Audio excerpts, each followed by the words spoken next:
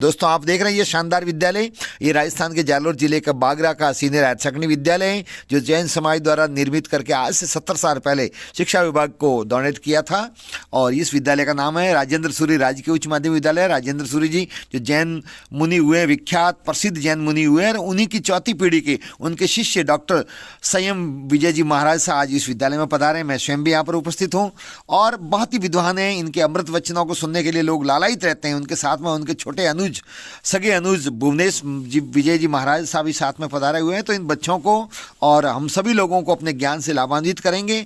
महाराज साहब अपने ज्ञान रूपी अमृत कलश में से कुछ ज्ञान की बूंदे हम सब तक बरसाएंगे और चलते हैं सीधे कार्यक्रम से जोड़ते हैं आप। संपूर्ण विश्व में जो अहिंसा का प्रतीक है वो जैन धर्म हर जगह विश्व में जो भी अहिंसा का सर्वश्रेष्ठ जो ज्ञान वो मिलता है वो हमें जैन धर्म की विभिन्न विचारधारा में मिलता है। तो मैं सीधा सीधे निवेदन करूंगा महाराज श्री संयम रत्न विजय जी की हमें ज्ञान प्रदान कर लाभान्वित करें। महाराज श्री संयम रत्न विजय जी।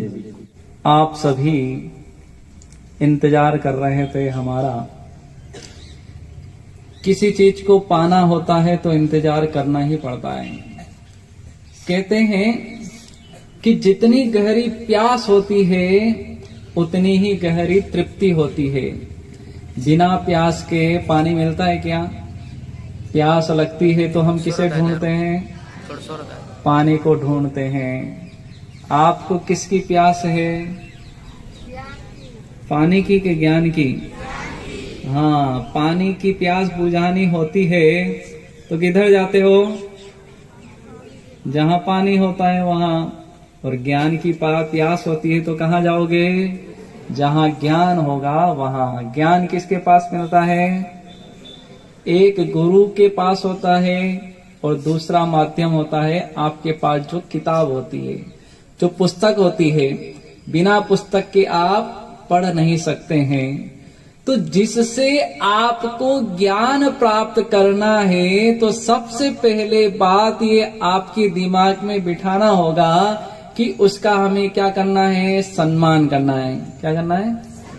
सम्मान, रिस्पेक्ट करना है। यदि हम रिस्पेक्ट नहीं देंगे, सम्मान नहीं देंगे तो क्या कोई चीज हमारे पास आएगी?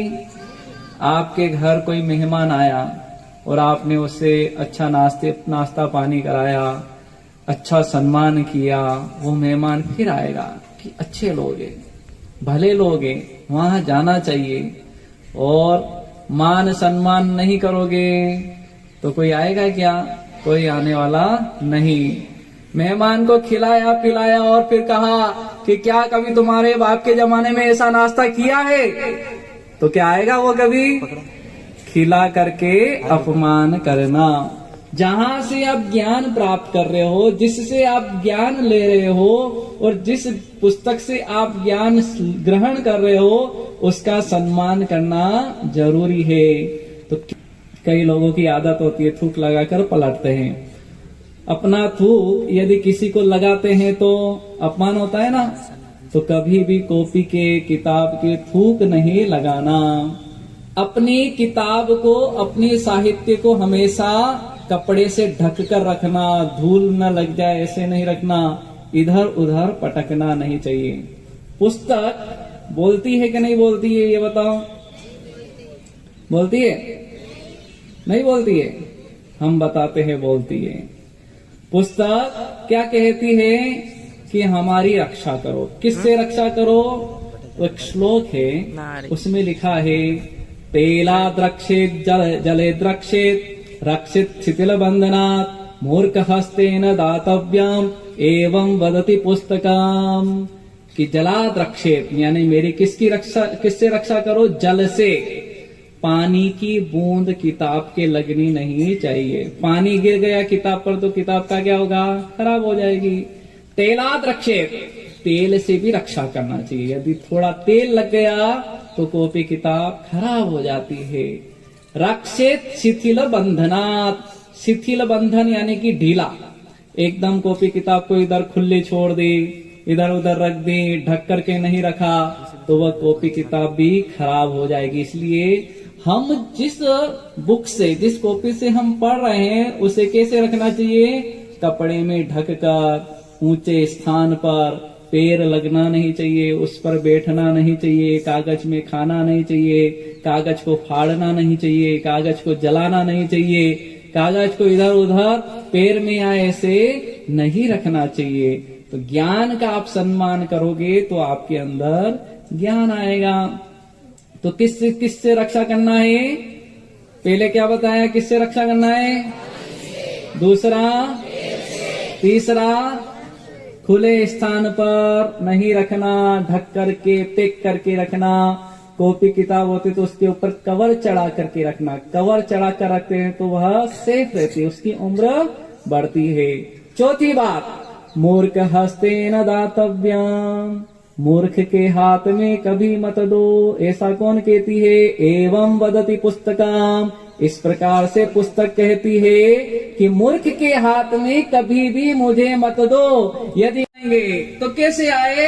भक्ति के तार से। भक्ति के तार जुड़े होते हैं तो भगवान चले आते हैं। तो ज्ञान के तार हमारे गुरु से जुड़े होंगे, हमारे ज्ञान को प्राप्त करने के जो साधन है उससे जुड़े होंगे तो ज्ञान हमें मिलेगा। एक बालक था जिसे ज्ञान नहीं चढ़ता था, ज्ञान नहीं चढ़ता था। गुरुजी बहुत पढ़ाते थे लेकिन उसे याद ही नहीं होता था। गुरुजी को आया गुस्सा और कहा कि ला तेरा हाथ। जैसे ही उसने हाथ सामने किया, गुरुजी ने वो लकड़ी उठाई मारने के लिए। जैसे ही हाथ पे मारने लगे, गुरुजी की लकड़ी वहीं की वहीं रुक गई, मारा नहीं उसे। तो उस लड़के ने कहा कि क्या बात है गुरुजी, आपने मुझे मारा नहीं। कि क्या करे बेटा, तेरे हाथ में ज्ञान की रेखा ही नहीं है, इसलिए तुझे मार नहीं सकता। ज्ञान की रेखा नहीं तो ज्ञान चढ़ेगा नहीं। तो बड़ा उदास हो गया, पूछा गुरुजी से कि गुरुजी ज्ञान की रेखा होती कहाँ है? तो गुरुजी ने बताया कि बेटा यहाँ पर ज्ञान की रेखा होती है। तो वह जाता है घर पे, हाथ में चाकू लेता है और चाकू लेकर के अपनी हथेली पर चीरा लगा देता है। जहाँ ज्ञान की रेखा होनी चाहिए ना, वो चीरा लगा देता है और चीरा लगा करके हाथ खून से लथपथ हो जाता है। खून से सना हुआ हाथ लेकर के गुरु के पास जाता है और कहता है, गुरुजी अब तो मुझे ज्ञान चढ़ेगा ना। गुरु ने देखा कि क्या अद्भुत, इसके अंदर ज्ञान पाने की प्यास है, ज्ञान पाने की ललक है। तो उसने ज्ञान रेखा को बनाने के लिए अपने हाथ में क्या लगा दिया? चीरा लगा दिया। गुरु ने कहा कि बेटा तुझे ज्ञान चढ़ेगा, अवश्य ज्ञान प्राप्त होगा। और वही लड़का आगे जाकर के क्या बना? बहुत बड़ा संस्कृत व्याकरण को लिखने वाला बना। क्या नाम था उसका? पाणिनि। हाँ, ये समझदार है, इसे पता है इतिहास। पाणिनि ने कौन से संस्कृत व्याकरण की रचना करी? उसका नाम क्या था?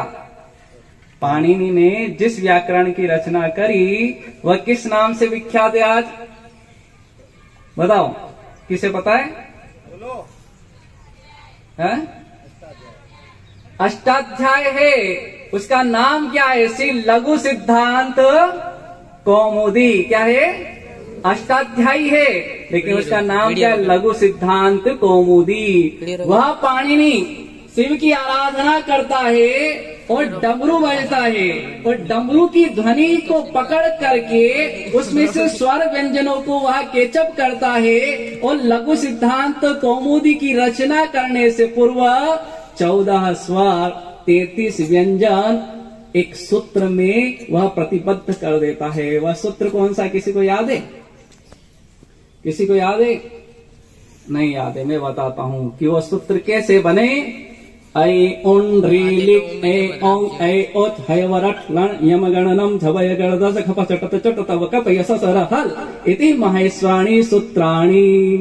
पता चला था? पढ़ियो, माथा ऊपर गया है कि नहीं?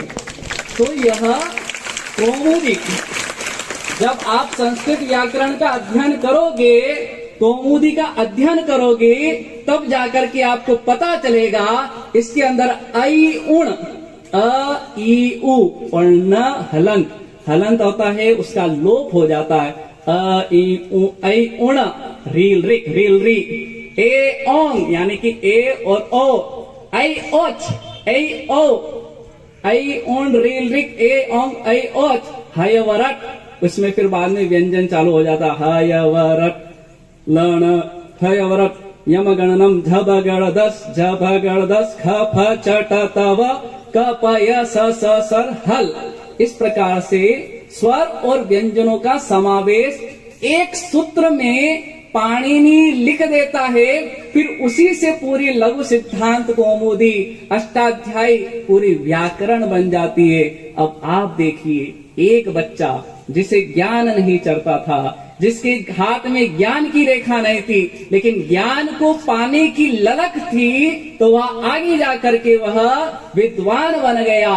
मात्र शिव जी के डमरू की ध्वनि को केचप करके उसने व्याकरण लिख दी। अब आपके पास तो सब बना बनाया है, सब रेडीमेड है, कोई इतनी मेहनत करने की आवश्यकता नहीं है। किताबों में लिखा हुआ है, मास्टर आपको पढ़ाते हैं, आपको याद करना है, एग्जाम देनी है और पास होना है। ज्यादा मेहनत का कोई काम नहीं। फिर भी यदि हम आलसी बने रहें तो हमसे बड़ा मूर्ख दुनिया में कोई नहीं, क्योंकि विद्यार्थिनों कुतः सुखम, विद्यार्थी को सुख नहीं होता है, और जो सुख को देखता है वह विद्यार्थी नहीं होता है। और विद्यार्थी वह होता है यदि कोई हमसे आगे बढ़ जाए तो उससे जलता नहीं। यदि आपसे कोई आगे बढ़ जाए तो उसकी पीठ थपथपानी चाहिए, वाह वाह कितनी मेहनत करी कि तू आगे बढ़ गए। तो दोस्तों, आपको ये ज्ञानवर्धक वीडियो कैसा लगा? वीडियो को लाइक करें, शेयर करें, कमेंट्स करें। चैनल को यदि अब तक सब्सक्राइब नहीं किया है तो सब्सक्राइब करें। आप सबका बहुत बहुत धन्यवाद। जय हिंद।